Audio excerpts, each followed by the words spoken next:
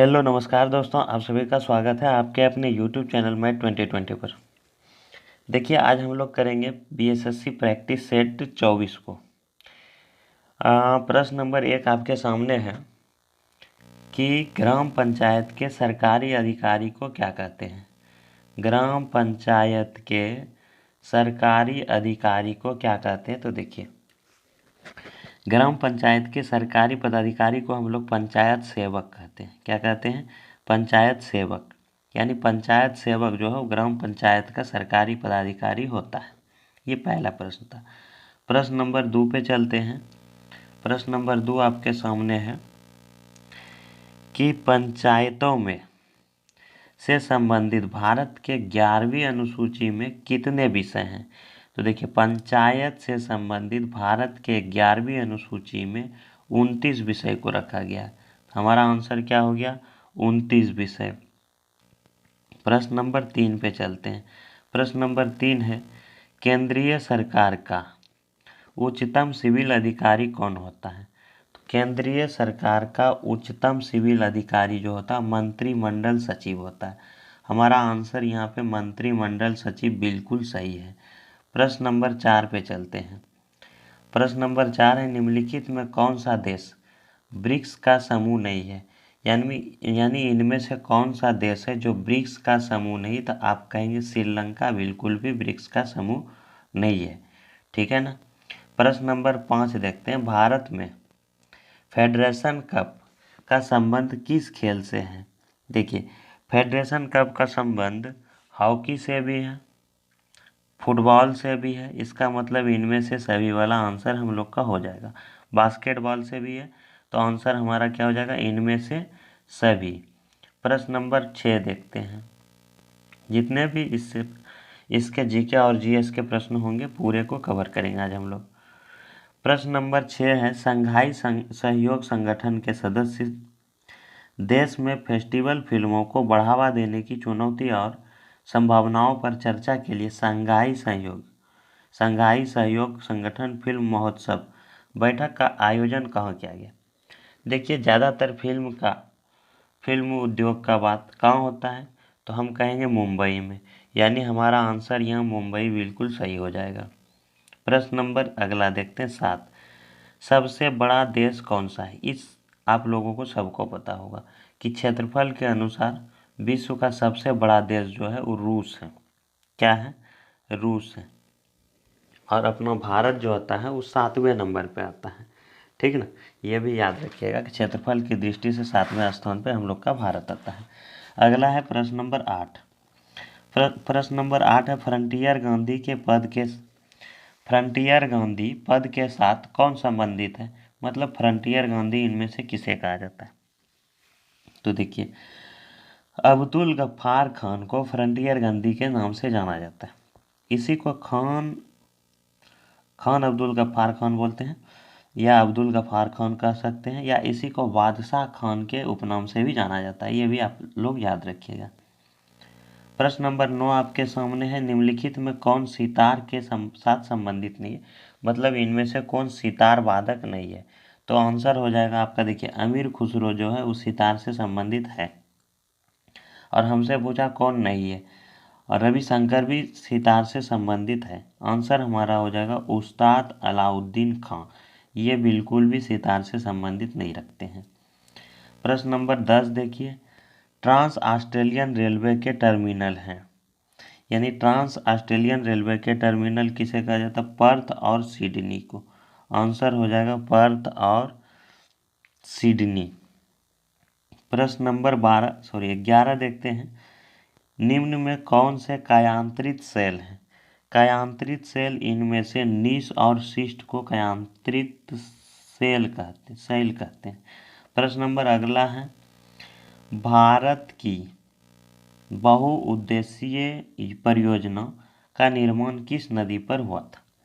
तो आप लोगों को पता है भारत का बहुउद्देशीय परियोजना का निर्माण दामोदर नदी पर हुआ। आंसर आप लोगों का दामोदर नदी हो जाएगा। भारत का पहली बहुउद्देशीय परियोजना। ठीक है।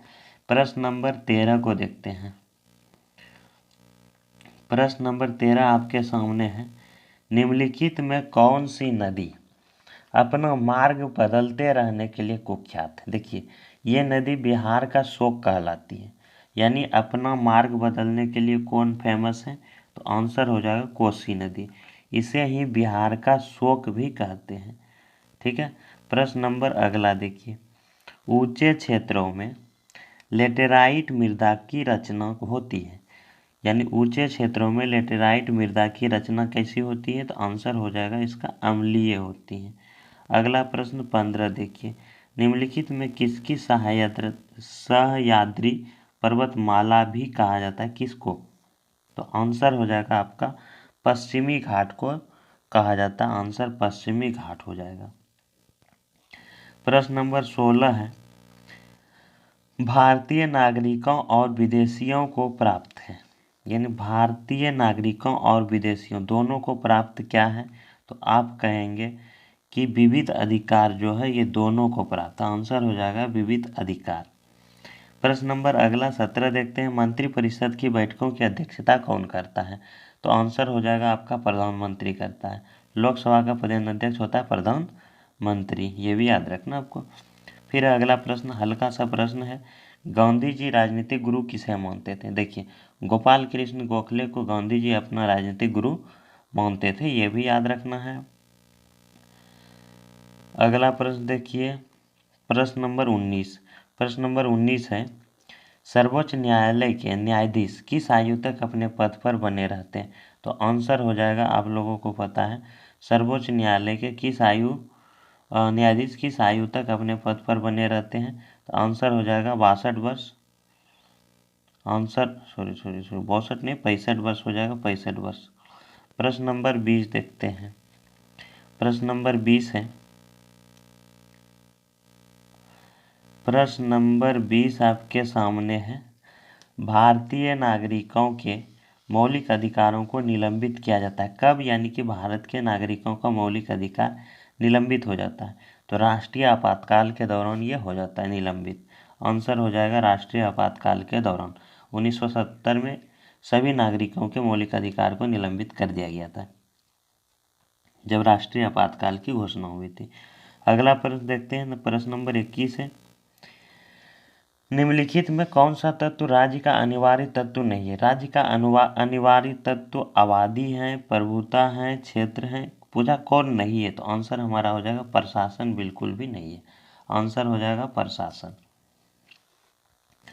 प्रश्न नंबर 22 देखते हैं। प्रश्न नंबर 22 है, लुमिनस कंपनी द्वारा भारत का पहला हरित ऊर्जा आधारित सौर पैनल कारखाना किस राज्य में लगाया गया था?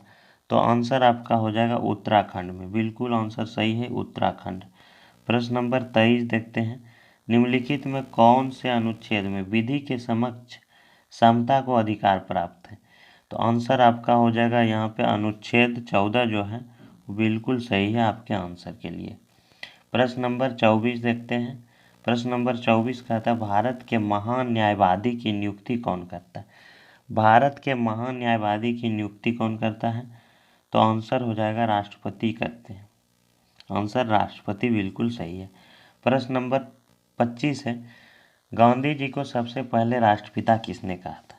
तो आपको पता होगा कि ये बात आप लोगों को अच्छे से पता होना चाहिए कि गांधी जी को सबसे पहले राष्ट्रपिता किसने कहा था? रविंद्रनाथ टैगोर ने कहा था। आंसर हो जाएगा रविंद्रनाथ टैगोर। प्रश्न नंबर 26 देखते हैं। प्रश्न नंबर 26 है, वह सुल्तान कौन था? वह सुल्तान कौन था?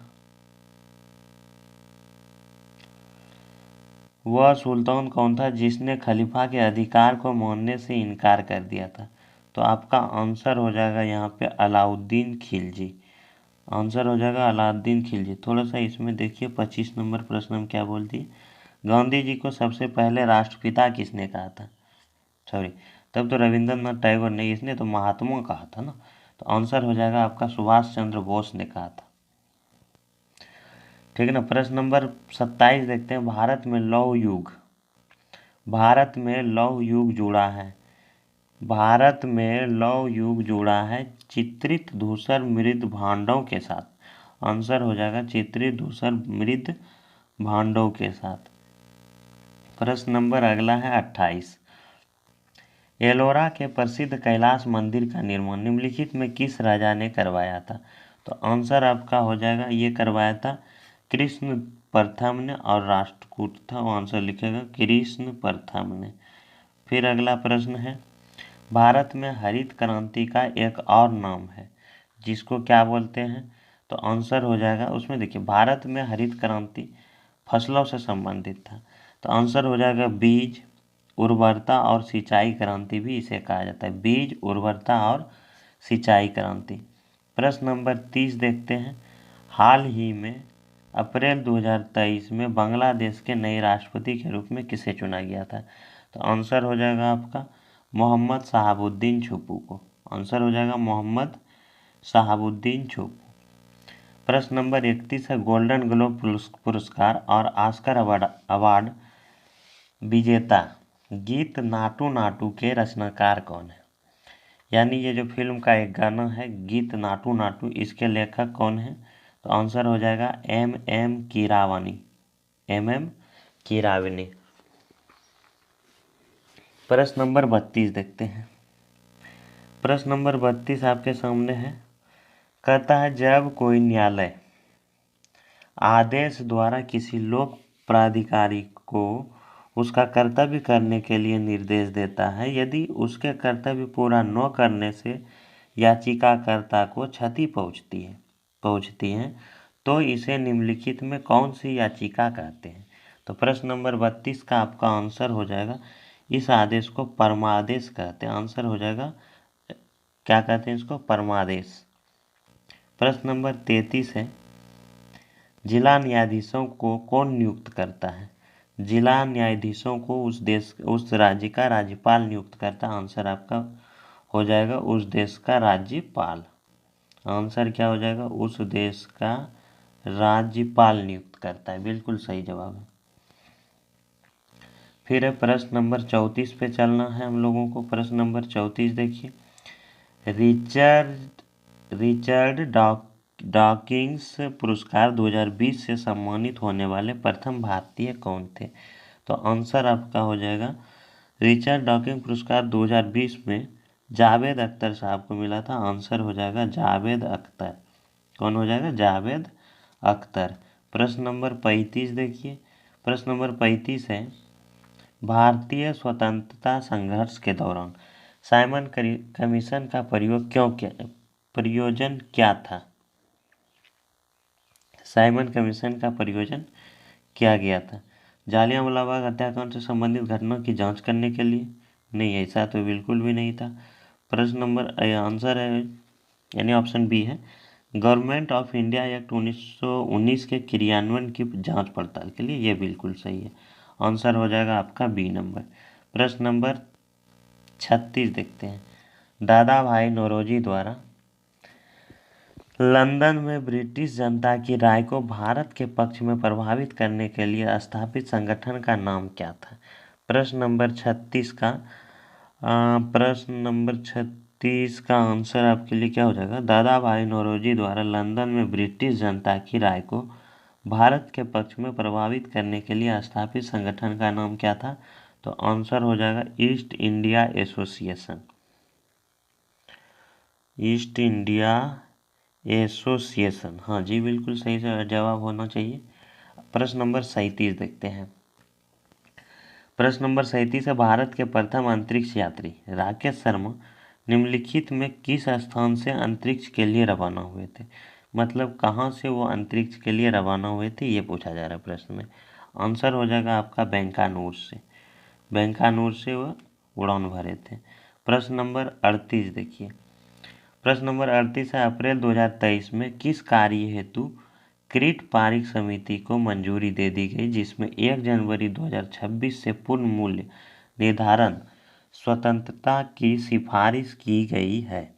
तो आंसर हो जाएगा गैस मूल्य निर्धारण के लिए, गैस मूल्य निर्धारण। प्रश्न नंबर अगला देखते हैं 39, निम्नलिखित में किस एक राज्य की सीमा झारखंड से लगी थी?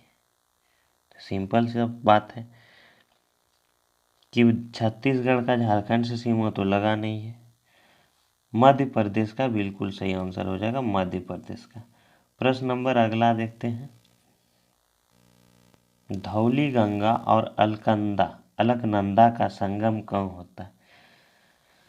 धौली गंगा और अलकनंदा का संगम कहाँ पर होता है? तो आंसर हो जाएगा विष्णु प्रयाग में होता है। कहाँ पे होता है? विष्णु प्रयाग में। प्रश्न नंबर अगला देखते हैं 41। सुभाष चंद्र बोस ने भारतीय राष्ट्रीय कांग्रेस को छोड़ने के बाद किस दल की स्थापना की थी? तो इसमें से आप लोगों को सबसे पहले आंसर दिखना चाहिए फॉरवर्ड ब्लॉक की। आंसर हो जाएगा फॉरवर्ड ब्लॉक की नेताजी सुभाष चंद्र बोस ने स्थापना की थी। प्रश्न नंबर 42 है, जलवायु परिवर्तन पर संयुक्त राष्ट्र की 28वीं वार्षिक बैठक COP28 का आयोजन किस देश में किया जाएगा?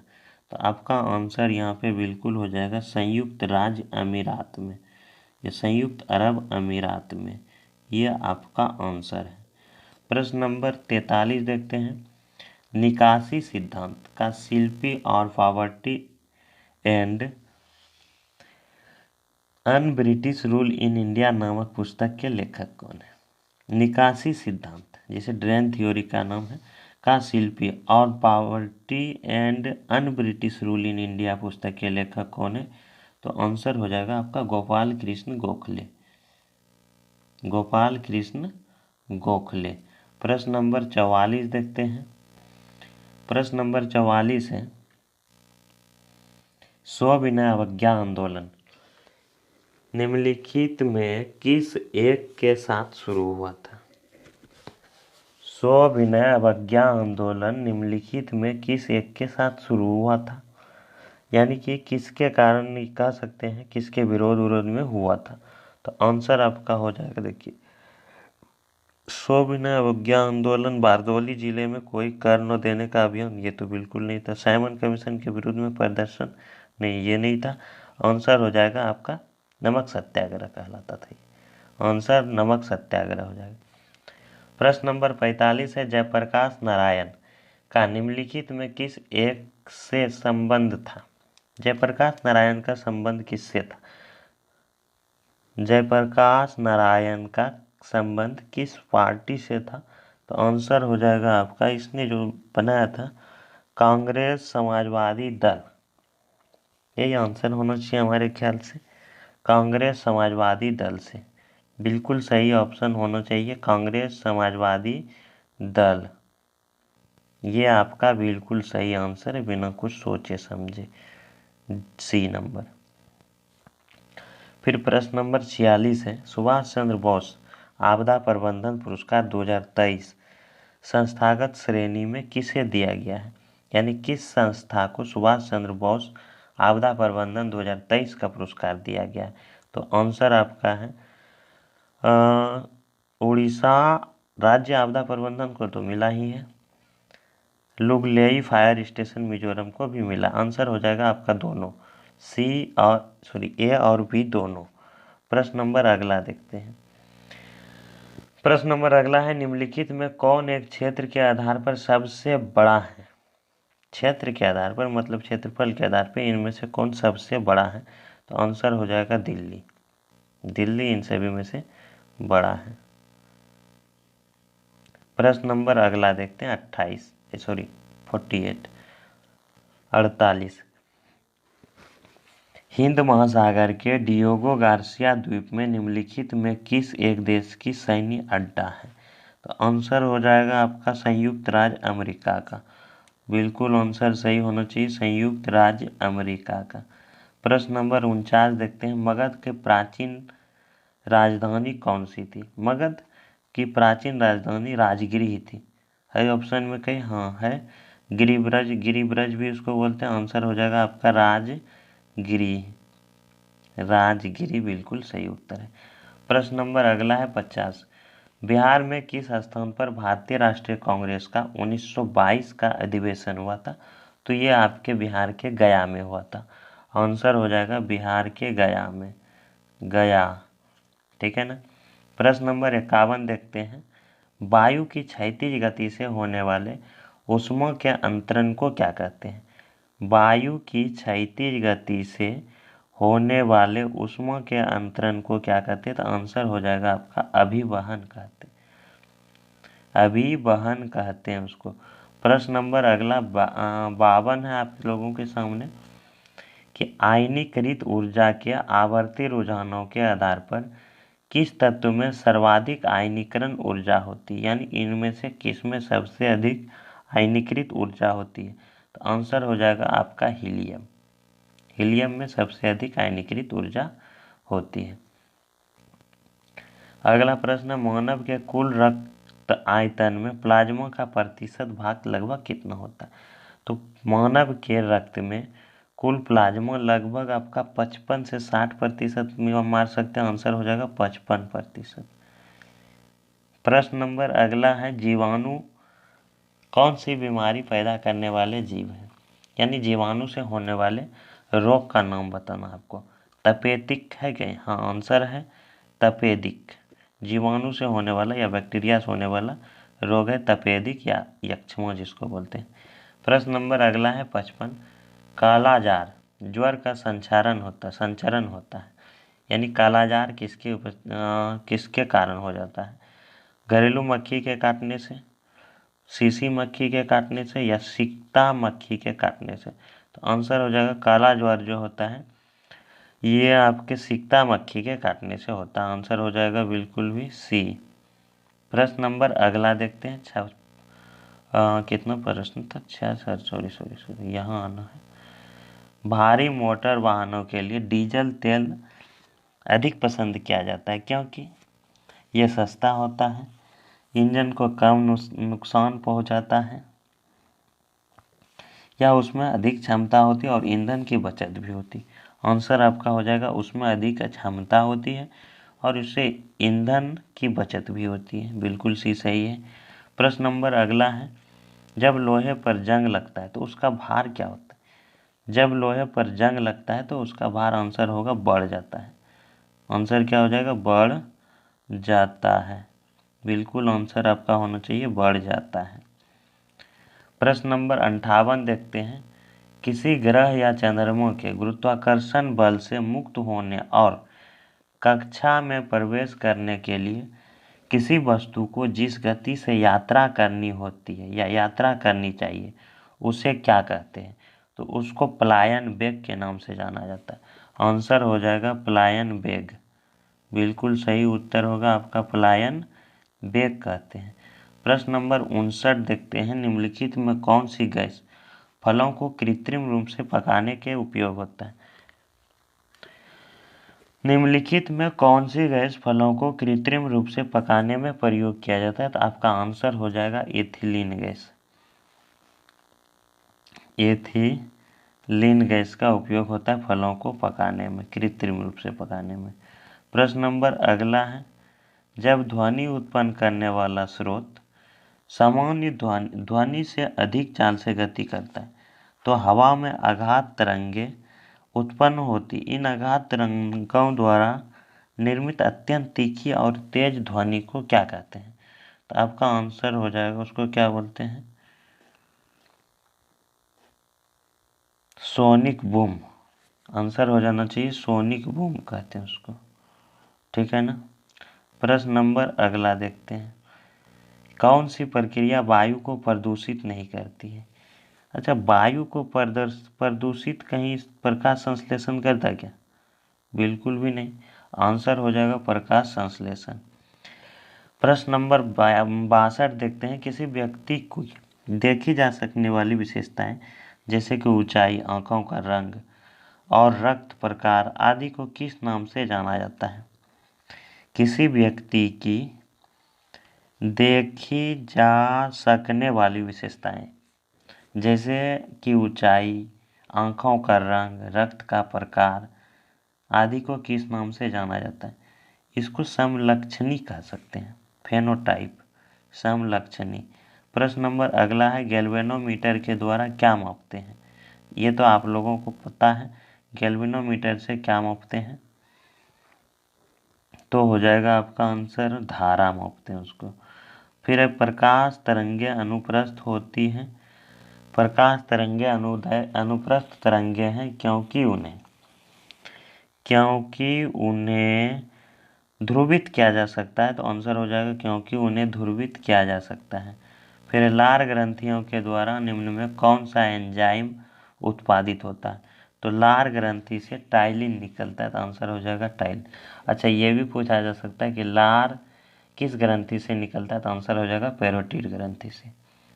प्रश्न नंबर 66 देखते हैं।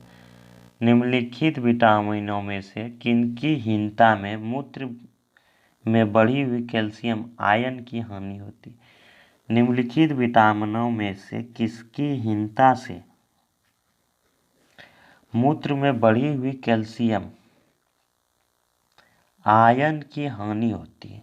तो आंसर हो जाएगा विटामिन डी। बिल्कुल सही है यहाँ पे आपका विटामिन डी। प्रश्न नंबर 67 देखते हैं। 67 है, मानव शरीर में निम्नलिखित में कौन उन प्रतिपिंडों का निर्माण करती जो प्रतिरक्षा के लिए जिम्मेवार है? प्रतिरक्षा का मतलब होता है जो हमारे शरीर में बीमारी से लड़ सके, उसको बोलते हैं WBC, यानी वाइट ब्लड सेल। आंसर हो जाएगा आपका डी, यानी श्वेत रक्त कोशिकाएं। बिल्कुल सही ऑप्शन है, श्वेत रक्त कणिकाएं। प्रश्न नंबर अगला देखते हैं 68। निम्नलिखित में कौन बायोगैस या गोबर गैस का एक प्रमुख घटक है? गोबर गैस का प्रमुख घटक है इथेन, मीथेन होना चाहिए, सॉरी मीथेन। आंसर हो जाएगा यहाँ पर भी डी, यानी मीथेन। मीथेन का फॉर्मूला आप लोग कह सकते हैं CH4 होता है। बिल्कुल आंसर है मीथेन। फिर निम्नलिखित में कौन सा एक अग्निशामक में प्रयोग होता है? खाने वाला सोडा, बेकिंग सोडा जिसको बोलते हैं, इसको प्रयोग में लेते हैं? बिल्कुल नहीं। निम्नलिखित में कौन सा एक अग्निशामक के रूप में प्रयुक्त होता है? खाने वाला सोडा ही आंसर हो जाएगा, खाने वाला सोडा या बेकिंग सोडा जी। बिल्कुल सही आंसर यही है, इसी को लेते हैं। अगला है प्रश्न नंबर 70। किस हीमोग्लोबिन की प्रतिशतता अधिकतम होती है? यानी किस में अधिकतम हीमोग्लोबिन होता है? तो आपका आंसर हो जाएगा वयस्क में। बिल्कुल आंसर सही हो जाएगा वयस्क में। प्रश्न नंबर अगला है 71। निम्न में कौन सा जल घुलनशील विटामिन है? यानी कौन सा जल में घुलनशील विटामिन है? जल में कौन सा विटामिन हो सकता है? तो आंसर हो जाएगा आपका यहाँ पे बिल्कुल यानी CV तो होता है ना, बिल्कुल CV होगा। 71 का बी ही आंसर हो जाएगा C। प्रश्न नंबर अगला है। एक दिन में किसी सामान्य व्यक्ति के वृक्कों में से होकर कितना लीटर रक्त गुजरता है? तो आंसर आप लोग याद रखिएगा 170 लीटर। कितना लीटर रक्त गुजरता है? 170 लीटर गुजरता है। प्रश्न नंबर अगला देखते हैं। प्रश्न नंबर अगला है 73। निम्नलिखित में किसकी गति प्रकाश की गति के बराबर होता है? प्रकाश की गति के बराबर निम्नलिखित में किसकी गति होती है? एक्स किरण की, वाई किरण की, सॉरी गामा किरण की, पराबैंगनी किरण की, या सभी की? इन सभी की प्रकाश की गति के बराबर ही गति होती है। तो आंसर हो जाएगा इन सभी की। अगला है